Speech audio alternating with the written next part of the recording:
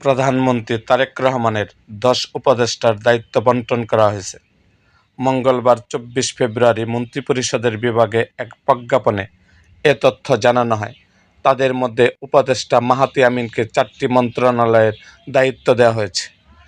প্রতিমন্ত্রী পদমর্যাদায় উপদেষ্টার মধ্যে মাহাদি আমিনকে দায়িত্ব দেওয়া হয়েছে শিক্ষা মন্ত্রণালয়, প্রাথমিক ও গণশিক্ষা মন্ত্রণালয়, প্রবাসী কল্যাণ ও বৈদেশিক কর্মসংস্থান মন্ত্রণালয় এবং শ্রম ও কর্মসংস্থান মন্ত্রণালয়। মাহাদি আমিন বিএনপির কেন্দ্রীয় নির্বাচন পরিচালনা কমিটিতে গুরুত্বপূর্ণ দায়িত্ব পালন করেন। ছিলেন মুখপাত্র। দক্ষিণ এশিয়ার আর্থসামাজিক উন্নয়ন নীতিমালা নিয়ে উচ্চশিক্ষা ও গবেষণার সঙ্গে মাহাতি আমিন সম্পৃক্ত।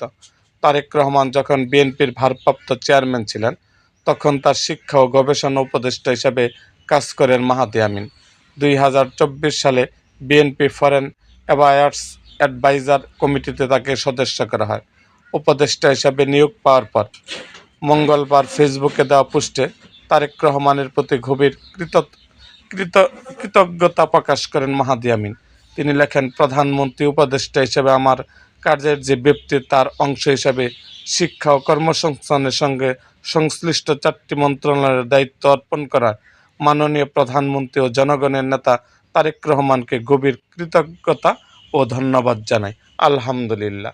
এরকম আরও ভিডিও পেতে আমাদের মুক্তাগাছার ইতিহাস মিডিয়া ইউটিউব চ্যানেলটিকে সাবস্ক্রাইব করুন এবং পাশে থাকা বেল আইকনটি বাজিয়ে দিন।